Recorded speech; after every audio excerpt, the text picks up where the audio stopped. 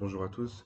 Aujourd'hui, nous allons partager sur un sujet qui est primordial. C'est la parole du Seigneur et cette parole qui est fortement attaquée, qui a toujours été attaquée depuis sa fondation, depuis sa création, depuis que les hommes ont été inspirés par le Seigneur pour écrire cette parole qui était au début des simples textes qui ont été réunis et qui par la suite sont devenus un livre qu'on a appelé Bible qui vient d'un mot grec.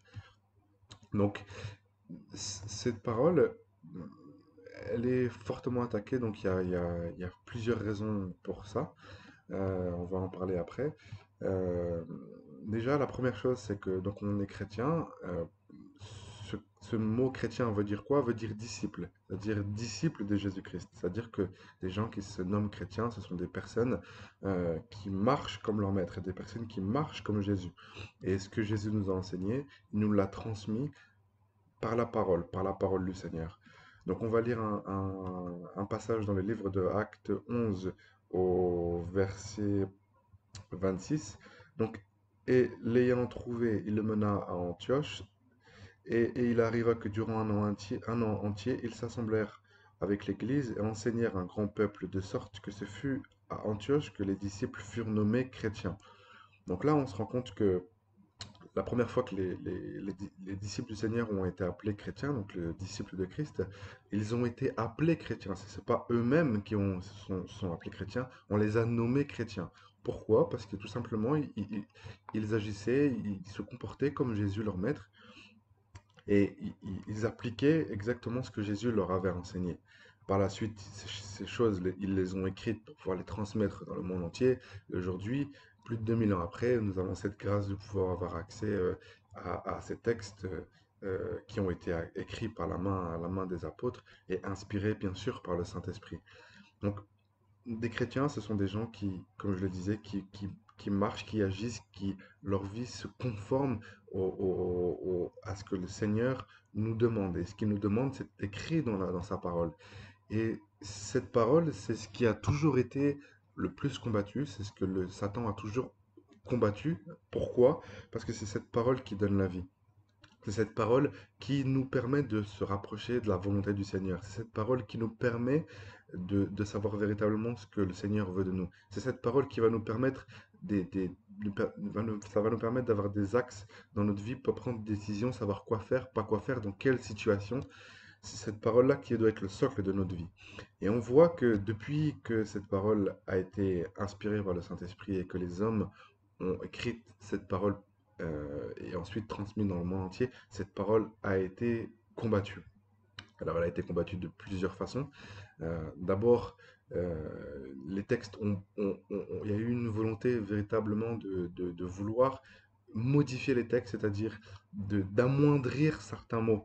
On va prendre certains exemples. Voilà les différents passages que nous allons prendre euh, pour pouvoir faire en sorte que je puisse expliquer les différences qu'il peut avoir entre les textes, parce qu'il y a effectivement, il y a différentes sortes de textes, hein. Il y a les textes minoritaires et il y a les textes majoritaires. Ceux qui veulent aller un peu plus loin dans ce type de recherche, je vous conseille de faire des recherches sur Internet. C'est très très bien détaillé, très très bien explicité. Donc, les textes majoritaires, pour vraiment simplifier, les textes majoritaires, ce sont les textes qui ont pas été, qui ont gardé l'essence même, la base de ce qui avait été enseigné par Jésus. Il n'y a pas de mots ou de phrases qui ont été enlevés. Par exemple, on va prendre un exemple concret. On va comparer la Bible Louis II avec la Bible Osterwald.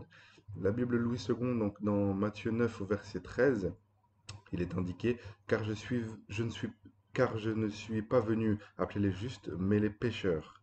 On prend le même verset dans une Bible de Osterwald, qui est un texte majoritaire, comme la Bible de David Martin, la Bible d'Olivetan, ce genre de Bible.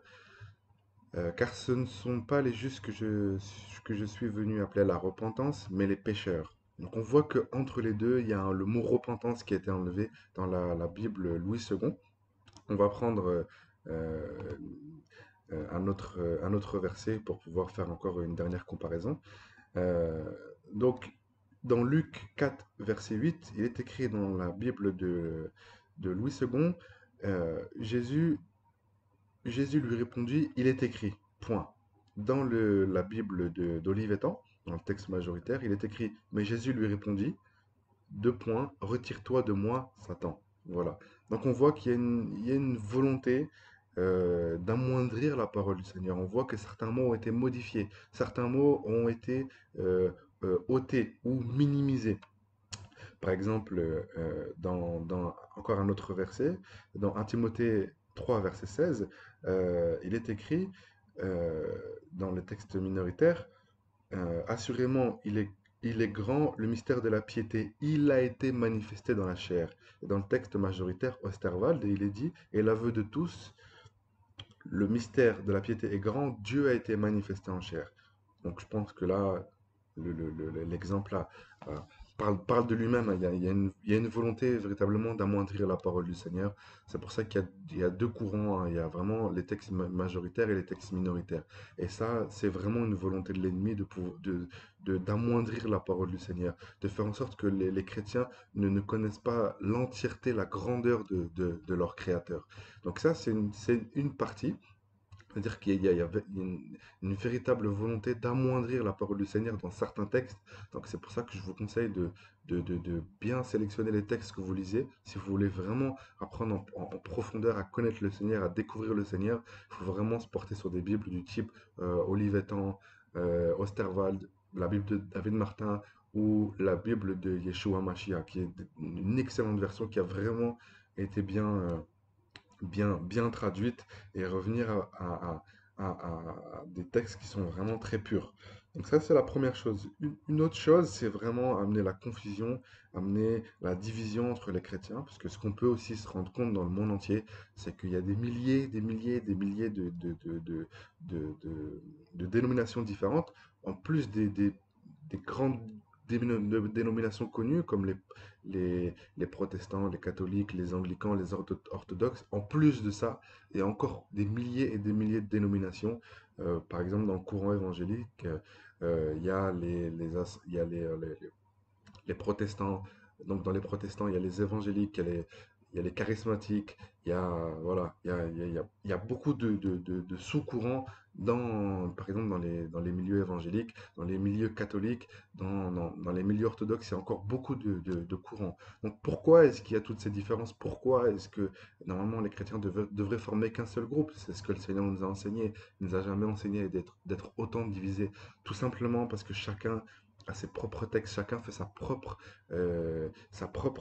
compréhension de la parole du Seigneur. Alors que si on est converti, si on se donne au Seigneur, on devrait avoir la même compréhension de la parole du Seigneur. On ne devrait pas être aussi divisé, pardon. Pareil, il y a des sectes chrétiennes. Satan utilise il dérive la parole du Seigneur pour créer des sectes, pour créer de l'ésotérisme, pour créer des sectes. La franc-maçonnerie aussi est beaucoup basée sur la Bible. Ils ont leur propre Bible, une Bible ésotérique, donc qui est reconnue que par les initiés. Donc, avec cette même parole, dans le monde entier, depuis des milliers et des milliers d'années, il y a des divisions, il y a des incompréhensions. Pourquoi? Parce que Satan sait très bien que quelqu'un qui comprend la parole du Seigneur, quelqu'un qui se met à méditer la parole du Seigneur, c'est une personne qui va connaître son Créateur, qui va connaître les profondeurs de son Créateur, qui va se rapprocher de sa volonté. Et pourquoi des gens qui s'appellent chrétiens n'ont pas le salut, sont pas convertis ou perdent le salut? C'est parce que tout simplement, ils s'éloignent des Saintes Écritures. Je vais prendre des exemples concrets. Dans le mouvement catholique, par exemple, on prêche qu'on peut prier des idoles, ce qui est contre l'un des commandements que le Seigneur nous a donnés. L'Église catholique enseigne aussi qu'on peut euh, par exemple, prier les anges, ce qui est contre la parole du Seigneur. L'Église catholique enseigne beaucoup de choses, que le jour où on doit adorer, c'est le dimanche, alors que c'est absolument pas enseigné dans les textes. Donc il y a beaucoup de choses comme ça qui sont enseignées dans les mouvements catholiques, dans certains mouvements protestants, dans les églises de réveil ou certains mouvements religieux, malheureusement, des choses qui n'ont rien à voir avec la parole du Seigneur. Et ça, c'est des traditions qui ont été mises en place, que les hommes ont été mis en place sous l'influence l'influence de la chair, sous l'influence de l'ennemi, pour dévier les chrétiens de la parole du Seigneur.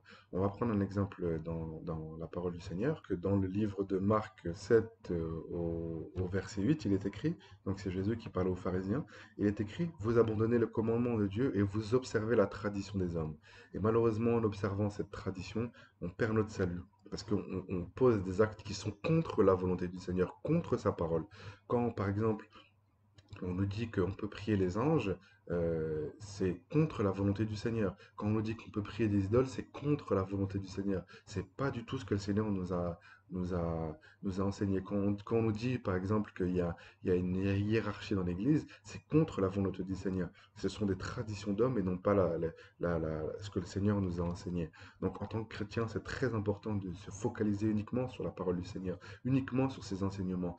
Même si on écoute un homme, quelqu'un qui s'appelle homme de Dieu, un prophète, un pasteur, qui enseigne des choses qui sont contre la volonté du Seigneur, nous devons vérifier dans les textes comme les chrétiens de Béret si ce qui est enseigné est conforme à sa parole. Si ce n'est pas le cas, bah, dans un premier temps, on peut aller, si c'est possible, échanger avec ce pasteur ou ce prophète pour lui échanger ce qu'on a lu dans les enseignements du Seigneur, dans la parole et ce que lui nous a enseigné. S'il est d'accord et que s'il veut changer sa voix, donc on peut continuer à écouter ses enseignements. Par contre, si cette personne est contre et elle se braque et qu'elle ne veut pas entendre ce que nous avons voulu lui dire, nous devons bien sûr prier pour cette personne et nous séparer.